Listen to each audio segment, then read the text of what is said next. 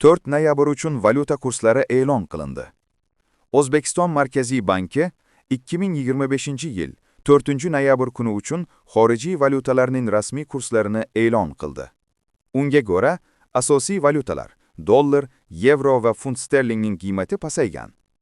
AQSh dollari 32,75 so'mga arzonlab, 11,972,34 so'm bo'ldi.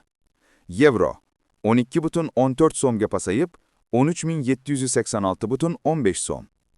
Funt sterling 63,40 so'mga arzonlab, 15,714,89 so'm. Rossiya rubli 0,77 so'mga pasayib, 147,79 so'm. Xitoy yuani 6,51 so'mga arzonlab, 1681,23 so'm. Yapon yenasi 0,22 so'mga pasayib, 77,66 so'm. Qozoq tengesi 0,08 so'mga ko'tarilib, 22,76 so'm.